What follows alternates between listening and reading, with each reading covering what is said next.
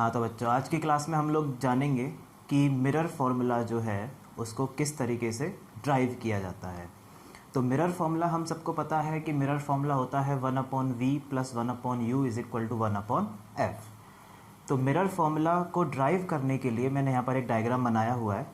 Diagram में हमने एक कॉनकेव मिरर लिया जिसका प्रिंसिपल एक्सिस ड्रॉ किया। यहाँ पर इसका पोल, फोकस, सेंटर ऑफ कर्वेचर तीनों पॉइंट्स को मार्क किया।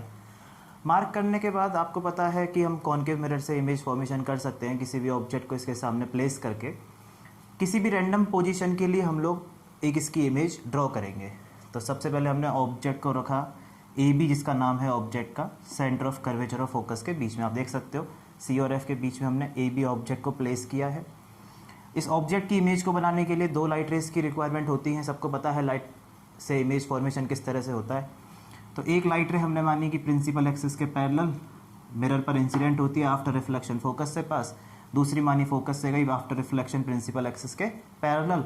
दोनों का इंटरसेक्शन इस पॉइंट पर मिला बियॉन्ड सी।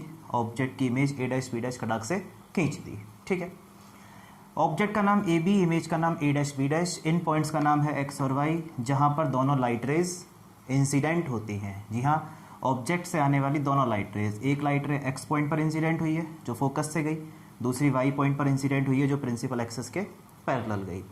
यहाँ पर एक बहुत ही इंपॉर्टेंट अजम्पशन आता है। अजम्पशन क्या है कि points X and Y are very close to the pole P. ये पॉइंट एक्स और वाई को हमने पोल पी के बहुत ज़्यादा क्लोज माना है। कितना क्लोज माना है? बहुत ज़्यादा क्लोज। कितना क्लोज कि इस पी एक्स और पी वाई, इन दोनों कर्व्स को, कर्व थे वैसे तो ये, क्योंकि मिरर हमारा स्फेरिकल मिरर है, इसकी सरफेस पर अगर किसी स्फेरिकल सरफेस, स्फीयर की सरफेस पर कोई भी 2 पॉइंट्स हैं और अगर आप इनको ज्वाइन करोगे तो ऑब्वियसली एक कर्व बनेगा, एक आर्क बनेगा। पर अगर अजम्पशन ये है कि ये दोनों पॉइंट्स बहुत ज़्यादा क्लोज हैं, वेरी वेरी क्लोज, बहुत क्लोज, तो हम अजम्पशन मान सकते हैं कि दोनों पॉइंट्स को ज्वाइन करने वाली जो पाथ है वो एक स्ट्रेट लाइन है। तो इस पी एक्स और पी वाई पाथ को हमने एक स्ट्रेट लाइन मान लिया। ठीक है, अब देखो आगे कैसे ड्राइव करेंगे मिरर फॉर्मूला। सिंबल्स का मतलब, यहाँ पर U का मतलब क्या होता है? U का मतलब होता है डिस्टेंस ऑफ ऑब्जेक्ट। सबको पता है U perpendicular distance of object from pole of mirror. Mirror में जितनी भी डिस्टेंस मेज़र करते हैं सारी पोल से मेज़र की जाती हैं। ऑब्जेक्ट की डिस्टेंस, इमेज की डिस्टेंस, फोकल लेंथ, जो भी डिस्टेंस मेज़र होगी हमेशा कहाँ से होगी? पोल से होगी। तो U perpendicular distance of object from pole of mirror, V perpendicular distance of image from pole of mirror, और F सबको पता है क्या है? Focal length. F क्या है बेटा हमारे पास? फोकल लेंथ है। तो U, V और F सिंबल्स के मतलब अपने को पता होने चाहिए। तो U है डिस्टेंस ऑफ ऑब्जेक्ट, तो ऑब्जेक्ट की डिस्टेंस को हमने डायग्राम के अंदर U मार्क किया। ए बी ऑब्जेक्ट की distance U। A' B' image है, इसकी डिस्टेंस को हमने V मार्क कर दिया। और F फोकल लेंथ, फोकस से लेकर पोल तक की डिस्टेंस, इसको हमने स्मॉल f से मार्क किया। ठीक है, इतना करने के बाद अब देखिए आगे देखो। डेरिवेशन करने के लिए यहाँ पर एक मैथ्स की एक प्रॉपर्टी का हम लोग यूज़ करेंगे जिसका नाम है similarity of triangles. 10th class में हम लोग सब पढ़ते हैं सिमिलैरिटी के बारे में, मैथ्स के अंदर पढ़ा है सबने सिमिलैरिटी ऑफ ट्राइंगल्स क्या होती है। तो सिमिलैरिटी ऑफ ट्राइंगल्स का हम लोग यहाँ पर यूज़ करेंगे। कैसे यूज़ करेंगे? सबसे पहले आप देखो इस फोकस पॉइंट को, इस फोकस पॉइंट पर टोटल 6 ट्राइंगल्स बनते हैं। ठीक है, मैं ट्राइंगल्स को मार्क करता हूँ 1 2 3 4 5 और 6। 6 ट्राइंगल्स बन चुके हैं हमारे पास। 1 2 3 4 5 6 ट्राइंगल। हमने एक्स और वाई का जो अजम्पशन लिया है उससे पी एक्स और पी वाई स्ट्रेट पाथ हो गए, जिसकी वजह से हम एफ पी एक्स को एक ट्राइंगल कह रहे हैं। नहीं तो एक ट्राइंगल नहीं होता ये। ऐसे ही नीचे वाला भी हम लोग ट्राइंगल बोल रहे हैं क्योंकि पी वाई एक स्ट्रेट पाथ बन चुका है अजम्पशन से, तो ये ट्राइंगल है। तो पॉइंट एफ यानी कि फोकस पर टोटल 6 ट्राइंगल्स बन रहे हैं। इसमें से हम इस 6 ट्राइंगल्स में से 2-2 ट्राइंगल्स के पेयर सेलेक्ट करेंगे। कौन से 2-2 ट्राइंगल्स? Vertically opposite triangles. और उन वर्टिकल अपोजिट ट्राइंगल्स को हम लोग आपस में कर देंगे सिमिलर। तो सिमिलरिटी तो सर हमने 10th में पढ़ी है, हम तो भूल गए सिमिलरिटी। तो सिमिलरिटी हल्का सा मैं आपको बता देता हूँ कि कोई भी 2 ट्राइंगल्स होते हैं हमारे पास, मान लीजिए एक ट्राइंगल है ए बी सी, एक ट्राइंगल है पी क्यू आर, दोनों को सिमिलर प्रूफ करना है। तो सबसे आसान कंडीशन होती है कि इनके कोई भी दो एंगल्स आपस में क्या कर दो, इक्वल कर दो। दो एंगल इक्वल है तो तीसरा तो अपना आप इक्वल हो ही जाएगा ए एस पी टी से। तो दो ट्राइंगल्स में कोई भी दो एंगल अगर आपस में इक्वल हो जाते हैं, इसका एंगल ए पी के बराबर कर दिया, बी क्यू के बराबर, तो हम लोग लिख सकते हैं कि triangle A B C similar to triangle P Q R. ये सिंबल सिमिलरिटी का है। और सिमिलर ट्राइंगल्स में कॉरस्पॉन्डिंग साइड्स का रेशियो इक्वल होता है, यानी कि A B upon P Q equal to B C upon Q R equal to A C upon P R. तो ये वर्क हम लोग यहाँ पर करेंगे, सिमिलरिटी ऑफ ट्राइंगल्स का यूज़ करेंगे। तो देखिए कैसे यूज़ करेंगे सिमिलरिटी को। ट्राइंगल कौन से लेने, वर्टिकल अपोजिट वाले। देखो कैसे। सबसे पहले मान लो मैंने ट्राइंगल लिया A B, A F B, देखा ए एफ बी को मार्क किया, और इसके वर्टिकल अपोजिट ट्राइंगल हमने लिया पी एफ वाई। ये दोनों वर्टिकल अपोजिट ट्राइंगल ले लिए। अब देखो इनके वर्टिकल अपोजिट एंगल्स तो आपस में इक्वल हैं।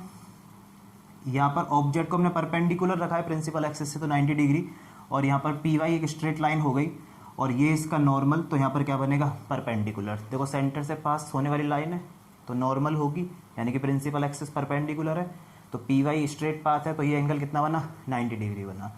तो इन दोनों ट्राइंगल्स में एक एक एंगल 90 का इक्वल, एक एक angle vertical opposite angle equal, दो एंगल इक्वल हो गए, दोनों ट्राइंगल कॉन्ग्रुएंट। तो हमको सिमिलर, तो हमें सिमिलर दिखाने की ज़रूरत नहीं है, हम डायरेक्ट लिख सकते हैं यहाँ पर। तो सबसे पहले हमने पेयर लिया triangle A F B similar to triangle. अब करस्पॉन्डिंग पार्ट्स के हिसाब से लिखना पड़ेगा, तो ए के साथ वाई, एफ के साथ एफ, और बी के साथ इक्वल कौन सा है, P, Y F P. By A criterion लिखते हैं यहाँ पर, ए क्राइटेरियन से, ठीक है। तो करस्पॉन्डिंग साइड्स का रेशियो इक्वल करेंगे, तो A F upon Y F equal to F B upon F P is equal to A B upon Y P, equal कर दिया। अब ज़रा डायग्राम से हम देखते हैं कि हमारे पास इन सारे वैल्यूज़ में से, इन लाइंस में से किसी की वैल्यू है क्या। तो ध्यान से देखो, ए एफ लिखा हुआ है सबसे पहले, ए एफ कोई वैल्यू नहीं है ए एफ की, अपॉन वाई एफ की भी हमारे पास कोई वैल्यू नहीं है, डायग्राम देख सकते हो आप ध्यान से, is equal to F B. हाँ, ये वैल्यू हम लोग निकाल सकते हैं, एफ बी, ये वैल्यू एफ बी। तो ध्यान से देखो एफ बी को कैसे निकाला, बी से लेकर पी तक पूरी डिस्टेंस यू है, डायग्राम में देखो ध्यान से, ये ऑब्जेक्ट से लेकर मिरर तक डिस्टेंस यू है, इसमें से हमने एफ को माइनस कर दिया तो हमारे पास एफ बी की डिस्टेंस आ जाएगी, एफ बी की लेंथ हो जाएगी यू माइनस एफ, यू पूरा, इसमें से एफ को माइनस किया तो एफ बी बचा, तो U minus F upon F P, direct focal length है small F, equal to A B upon Y P, कोई वैल्यू नहीं है, इसको हमने कह दिया इक्वेशन नंबर 1। पहला पेयर फ्री किया। बिल्कुल इसी तरह से दूसरा पेयर वर्टिकल अपोजिट ट्राइंगल्स का, तो इसको हटा देता हूँ मैं। मान लीजिए मैंने अब इस बार ये वाला ट्राइंगल और इसके वर्टिकल अपोजिट ये ट्राइंगल सेलेक्ट किया, ट्राइंगल पी एक्स एफ, ये वाला ट्राइंगल, इसके vertical opposite F A dash B dash. इनमें देखो सेम वही vertical opposite angles equal, vertical opposite equal, इधर ये एंगल 90, इधर ये एंगल 90, तो इसका दोनों का 90 angle equal, vertical opposite angle equal. तो हमारे पास दूसरा pair triangle F P X similar to triangle, अब देखो एफ के साथ तो एफ ही इक्वल है, पी यहाँ पर 90 है, यहाँ पर बी डैश पर 90 है, और बचा कौन सा लास्ट, ए डैश, तो F B dash A dash, ये दोनों ट्राइंगल भी सिमिलर हो गए। इन सिमिलर ट्राइंगल्स की फिर से करस्पॉन्डिंग साइड्स का रेशियो इक्वल करेंगे, तो F P upon F B dash is equal to P X upon B dash A dash is equal to F X upon F A dash. यहाँ तक कोई दिक्कत, यहाँ तक कोई दिक्कत नहीं है, बिल्कुल एज इट इज चल रहा है वर्क। अब फिर से वही कि जिसकी वैल्यू है डायग्राम से वो वैल्यू प्लेस कर दो, तो एफ पी फोकल लेंथ है बेटा, एफ पी फोकस से लेकर पोल तक की distance, F P focal length small F upon F B dash, F B dash, ये वैल्यू देखो फोकस से लेकर और बी डैश तक, यहाँ तक ये वाली वैल्यू चाहिए हमें, एफ बी डैश। तो ध्यान से देखो पूरी ये वैल्यू वी है, यहाँ तक इमेज की डिस्टेंस वी है मिरर से,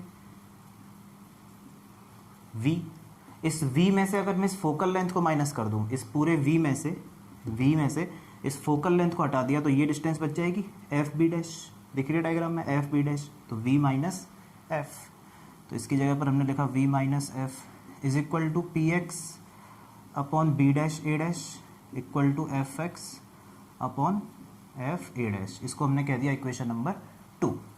ठीक, तो 4 ट्राइंगल्स को हमने कर दिया फ्री। अब हमारे पास बचता है लास्ट तीसरा पेयर। तो तीसरे पेयर को करते हैं हम लोग। तो यहाँ कर देता हूँ ऊपर साइड में तीसरा पेयर, थर्ड पेयर देखो। तो थर्ड पेयर कौन सा है हमारे पास बचा? तो 4 ट्राइंगल फ्री हो गए। अब तो एक ऊपर वाला बचा है और इसके वर्टिकल अपोजिट नीचे वाला, ऊपर वर्टिकल अपोजिट नीचे ट्राइंगल। ऊपर वाले का नाम क्या है? A F X, triangle A F X similar to triangle. ध्यान से देखेंगे, एंगल्स के हिसाब से लिखना पड़ेगा नाम। तो एफ के साथ तो एफ इक्वल होगा, बीच में एफ आएगा। ए इसका ये वाला एंगल, इसके साथ ऑल्टरनेट एंगल, क्योंकि लाइन हमेशा प्रिंसिपल एक्सिस के पैरेलल जाती है, तो प्रिंसिपल एक्सिस के पैरेलल। और ये रिफ्लेक्शन के बाद ये प्रिंसिपल एक्सिस के पैरेलल गई है, तो तीनों आपस में क्या है? पैरेलल है, तो ऑल्टरनेट एंगल। तो ए के साथ वाई इक्वल वाई, तो वाई एफ कौन सा बचा? A dash, Y F A dash. ठीक, तो फिर से इनकी करस्पॉन्डिंग साइड्स का रेशियो इक्वल किया, तो A F upon Y F is equal to F X upon F A dash is equal to A X upon Y A dash. तो इस तरह से हमने तीनों ट्राइंगल्स के पेयर लेके और वर्टिकल अपोजिट ट्राइंगल्स के पेयर लेके और करस्पॉन्डिंग साइड्स के रेशियो को इक्वल कर दिया। अब देखो आगे, इसमें से कोई वैल्यू है क्या? तो इसमें से कोई भी वैल्यू आपको नहीं मिलेगी डायग्राम में। आप देख सकते हो ए एफ कोई वैल्यू नहीं है, वाई एफ कोई वैल्यू नहीं, F x F A dash, F x F A dash कोई वैल्यू नहीं है। ए एक्स हम लिख सकते हैं यू, पर ज़रूरत नहीं पड़ेगी उसकी, और वाई ए डैश को हम वी लिख सकते हैं पर उसकी कोई ज़रूरत नहीं पड़ेगी। इसको हमने इक्वेशन नंबर 3 अभी नहीं कहा इसको 3। अब देखो इसके बाद क्या करें। यहाँ पर ध्यान दो, इक्वेशन नंबर 1 में तो A F upon Y F की वैल्यू आई है U minus F upon F. Equation 1 के अंदर A F upon Y F की वैल्यू लिखी हुई है। A F upon Y F यहाँ भी लिखा हुआ है, A F upon Y F. इसमें देखो same F X upon F A dash, तो यहाँ पर हमारे पास F X upon F A dash की वैल्यू कितनी आई है? ये F upon V minus F. देख सकते हो तीनों आपस में इक्वल है। तो इक्वेशन 1 से A F upon Y F की वैल्यू प्लेस करें, और इक्वेशन 2 से F X upon F A dash की वैल्यू यहाँ प्लेस करें। तो इस वाले इक्वेशन में से हमारे काम के सिर्फ ये 2 रिलेशन है। तीनों रिलेशन एक दूसरे के आपस में इक्वल है, ए बराबर बी बराबर सी, तो तीनों में से हम कोई भी 2 को इक्वल कर सकते हैं। तो इन दोनों को हमने इक्वल किया। तो अब देखो यहाँ पर कर देता हूँ इक्वल में, थोड़ी सी कैलकुलेशन होने वाली है।